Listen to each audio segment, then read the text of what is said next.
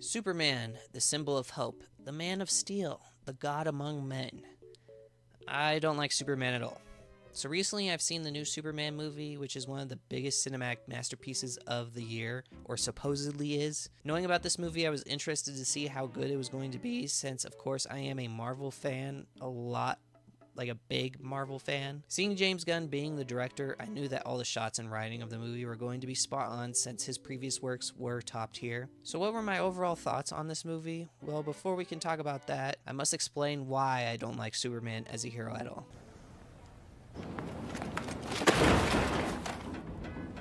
Now before you leave the video, hear me out. I am a huge Spider-Man fan. I love Spider-Man. He's my favorite superhero. I think he's the most relatable superhero. He's just amazing. He has amazing villains. Green Goblin, Carnage, Doc Ock, Venom, Lizard, Electro. All of those villains are amazing. He has amazing outfits and costumes throughout all of the comics he's in. My personal favorite being Scarlet Spider. I love that outfit, that costume. I think it's beautiful and amazing. What kid doesn't want to one day wake up and have superhuman strength or spider sense? I can tell you right now, I was that kid. Peter Parker goes from being a nerdy nobody to this amazing hero that everyone looks towards and wants to be. Now looking at Superman, he's not even close to being relatable since he is basically a god to men. Now some of you might be like, Lucas, he's just trying to be like everybody else. What's so wrong with him just wanting to be human? And in my opinion, everything. Everything is wrong with that character. We see characters like Homelander and Omni-Man who have the same powers as Superman and basically do whatever they want, and it makes for a better story. I'm stronger. I'm smarter. I'm better. I am better. My favorite version of Superman is his Injustice storyline. He goes past his good morals and starts to just kill villains and end their lives and just has a god complex and becomes a dictator, and it's such a good story. I also don't like how overpowered he is, but that's the kid part of me complaining. But anyways, let's get to the review. So if you haven't seen the movie, that sucks since I'll be spoiling stuff in this video, but still please watch this video or go watch the movie first and then watch this video, or don't watch the movie and still watch this video. I mean, I can't really tell you what to do. I'm not your mom. But watch the video. Alright, overall, I did enjoy the movie, even though it is about a pretty basic character that's lame. The plot of the movie is an origin story for Superman trying to be accepted by the world and gets pushed down through Lex or the bad media. Superman, or Clark, is played by David Corenswet, who does a pretty good job as Superman, trying to give hope to people and being the hero that cares about everyone. He's able to present Superman as someone who just wants to do good and be accepted by everyone, giving an amazing speech on how he's a human by messing up and having emotions like any other human. Everyone he interacts with as Superman or Clark really captures the character we read from the comic books, being the symbol of hope and not giving up on humanity. The worst thing about his character is that they show him saving literally everyone and everything. When Superman is fighting the kaiju, you see him save someone or something 4 different times throughout the fight, and he only hits the kaiju once. Now, to be fair, Superman does save people's lives while he's fighting, I know this, but I would also still like to see some action during the movie. I feel like that's something you get from a superhero movie. I just want to see how powerful he really is, which I already know James Gunn already said he wasn't going to be as strong as the comics, but come on, where's the Superman that can carry the concept of infinity? Where's that Superman? In the trailer for the movie, when Lois is doing the interview with Superman, we see David go from Clark Kent to Superman in an instant, which was amazing. But right after that, he just turns into a child. Every question Lois throws at him, he complains about and cries about, and he acts like a little kid on Xbox when someone made a Yo Mama joke at him. The dynamic between Superman and Lois is lacking.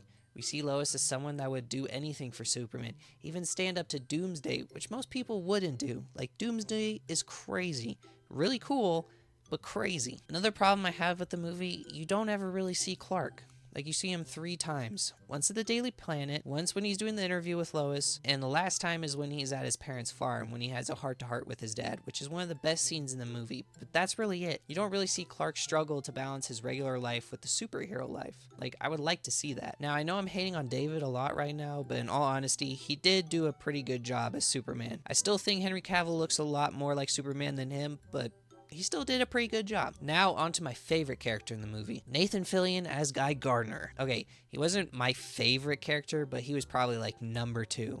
Like, Nathan Fillion did an amazing job showing the cocky Green Lantern and the leader of the Justice Gang. My real favorite character was Nicholas Hoult as Lex Luthor. This guy did his work on how to present the character that hates Superman. Like, hates. Every scene with him is perfect, showing Lex's brilliance on screen and his hatred, giving us the new definition of being someone's number one hater.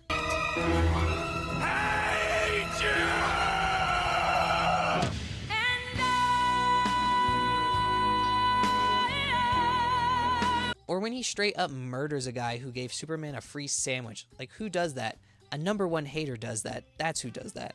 I also like when he steals Superman's dog and Superman is just raging at him and he sits there just so quietly like, what do you want from me?